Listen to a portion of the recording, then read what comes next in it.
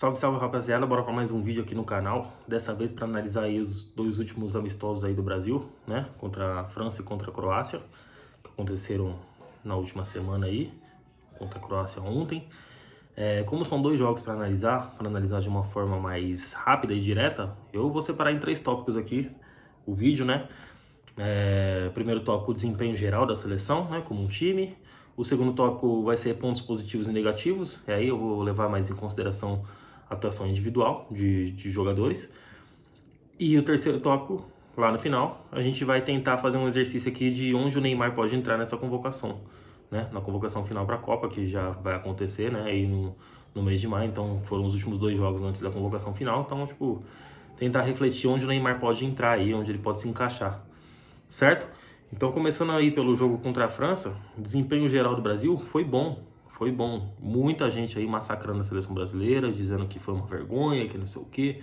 Ô, gente, vamos raciocinar um pouquinho, Ancelotti chegou agora na seleção brasileira, final do ano passado. Ele chegou ontem contra a Croácia a 10 jogos, então no jogo contra a França ele não tinha nem 10 jogos no comando.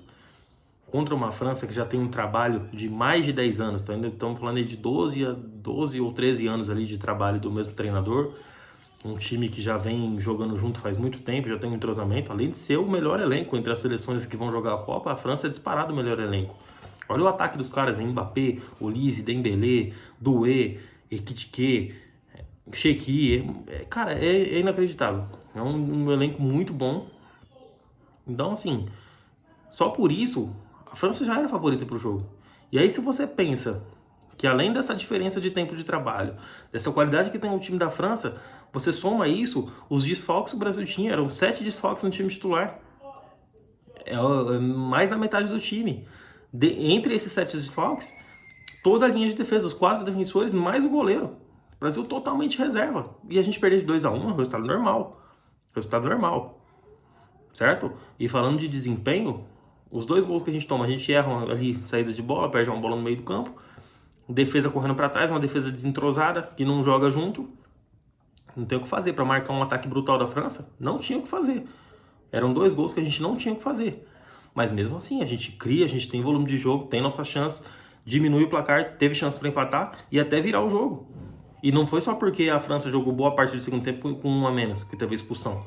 A gente, antes da expulsão, já estava criando. Tanto que o lance da expulsão é uma bola que o Wesley sai na cara do gol, uma boa jogada do Brasil. O Wesley sai na cara do gol, o cara faz a falta, o último homem vermelho, acabou. Então, assim, o Brasil, dentro das suas limitações, né, que tinha pelos desfalques, pelo tempo de trabalho que é curto, e dentro das dificuldades que o jogo apresentava, pelo adversário, pela qualidade do adversário, o tempo que o adversário tá junto, o resultado normal e o desempenho foi bom, sim. É porque plantar a crise na seleção brasileira gera assunto, e a mídia faz isso. Mas o Brasil não jogou mal contra a França. Não jogou mal. Pontos positivos e negativos, né? Falando de jogadores, pontos positivos contra a França, Danilo e Luiz Henrique entraram no intervalo muito bem, mudaram a dinâmica do time, mudaram a cara do jogo. Para mim, cravaram a vaga na Copa. E é isso. Pontos negativos contra a França. Rafinha, apesar de ter saído lesionado ali no intervalo, achei que foi mal. Todo mundo fala, o Vinícius Júnior não é o mesmo do Real Madrid na seleção. Mas o Rafinha também não é o mesmo do Barcelona. O Rafinha lá no Barcelona, ele joga mais do que o Yamal, inclusive. Que todo mundo bota aí o Yamal como o novo Ronaldinho Gaúcho, o novo Neymar, o novo Pelé. Um tremendo exagero com o moleque. É bom de bola, tudo, mas é um tremendo exagero com o moleque. O Rafinha joga mais que ele lá. Mas ninguém fala nada, porque o Rafinha vai mal na seleção agora. Se o Vinícius Júnior faz um jogo abaixo, chove crítica. E ele fez um jogo abaixo também, o Vinícius Júnior. Mas vê se criticaram o Rafinha. Não, é só o Vinícius Júnior que criticam. Então, assim, eu acho que é um ponto de atenção. São os dois melhores jogadores do time, o Vinícius Júnior e o Rafinha. Então a gente precisa ter eles numa Copa do Mundo. Eles não podem entrar jogando mal na Copa do Mundo igual eles estão jogando. Eles têm que melhorar. Tem que melhorar porque a gente vai precisar deles. O banco pode entrar, pode melhorar, botar uma fumaça no jogo ali, mas não vai ser sempre que vai resolver. Então a gente precisa dos grandões para resolver. Vinícius Júnior e Rafinha. Acabou. Agora vamos pro próximo jogo, que é o jogo contra a Croácia. Desempenho geral, mais uma vez bom. O Brasil cria, tem volume de jogo, tem suas chances, joga bem. E além de tudo isso, uma coisa que não teve contra a França foi o controle do jogo. O Brasil controla o jogo o tempo todo. O tempo todo o jogo esteve na mão do Brasil. Parecia que o Brasil ia ganhar o jogo o tempo todo. Em nenhum momento eu fico ameaçado de não ganhar. Aí a gente pode pôr a qualidade inferior do time da Croácia em relação à França. Natural. Mas assim, o Brasil foi seguro, né? Foi seguro nos dois jogos. Teve padrão de jogo, um time veloz, com um contra-ataque bem interessante, muito 1-1 nas duas pontas. Então assim, eu acho que já tem uma certa cara do Ancelotti ali. E é isso, o tempo vai dizer. Não sei se para essa Copa o Brasil chega na ponta dos cascos, mas para 2030 pode ter certeza que vai chegar bem melhor.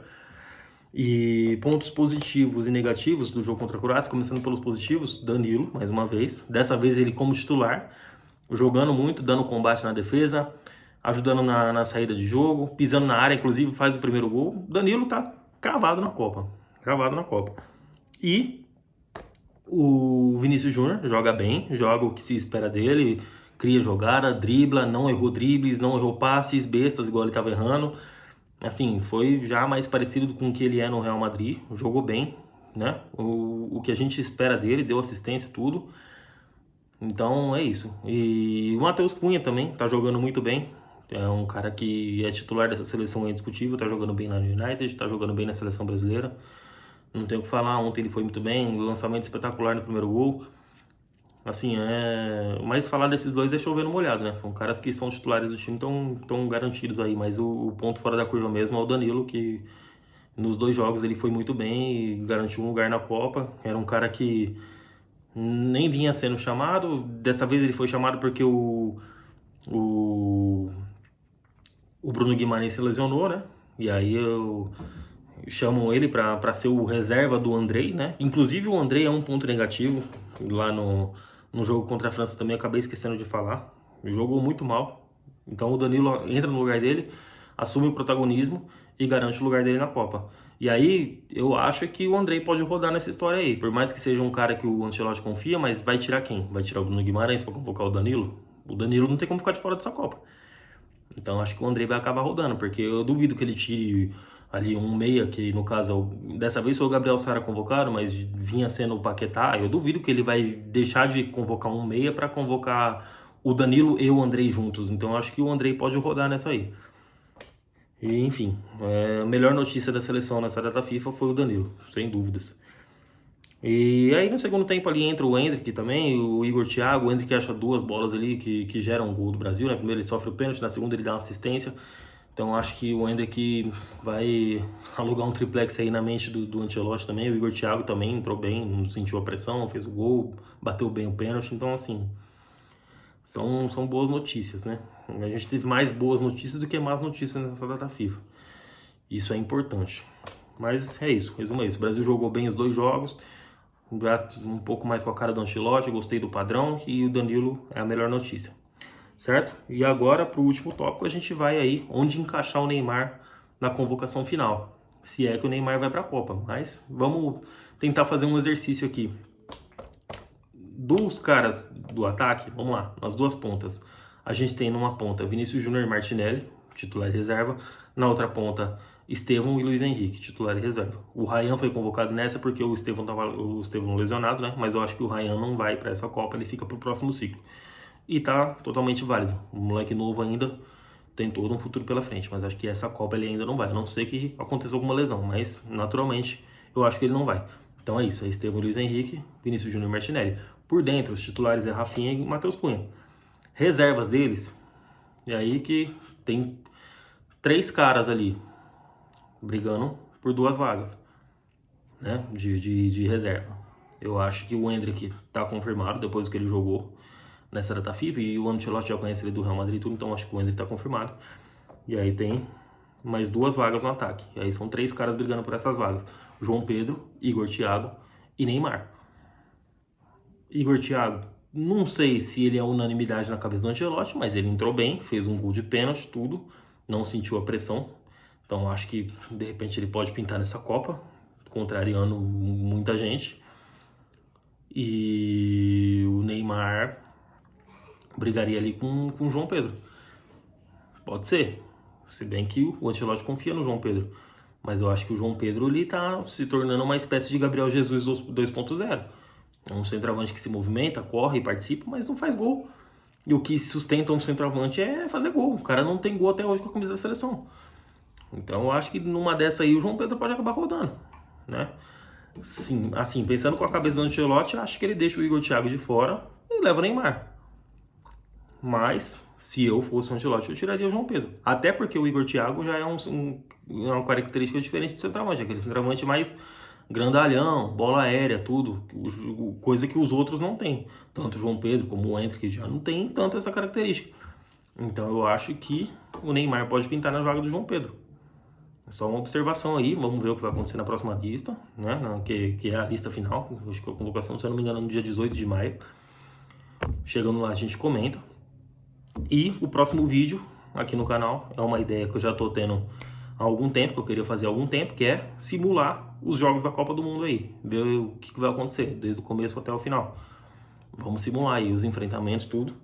Ver o que acontece. Eu tava esperando a repescagem acabar, para o vídeo ficar mais claro, né? Não ter que ficar a gente pesquisando lá, ó, o vencedor do confronto X vai entrar nesse grupo aqui.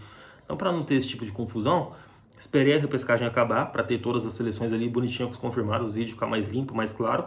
Além do que, né, repescagem sempre reserva surpresas, né? E mais uma vez, uma surpresa. A Itália, pela terceira vez seguida, tá fora da Copa do Mundo. Uma coisa inacreditável. Os caras são campeões de 2006, aí 2010, 14 caem na fase de grupo, 2018, 22, 26 nem vão pra Copa. É bizarro, bizarro, bizarro, bizarro. Mas aconteceu. Então foi até bom ter gravado a simulação ainda, porque, né, de repente a gente ia colocar uma Itália ali numa oitavas de final, numa quartas de final, e a Itália nem tá na Copa, então muda tudo. Então é isso. Próximo vídeo, agora que tá definido aí todas as 48 seleções da Copa, vai ser a simulação da Copa do Mundo. Fechou? Um abraço, curtem bastante esse vídeo aí e principalmente compartilhem aí com o pessoal. Quanto mais longe esse vídeo chegar, quanto mais longe meus comentários, minhas análises chegarem, mais vai me ajudar aí. Beleza? Tamo junto, um abraço e vai Brasil!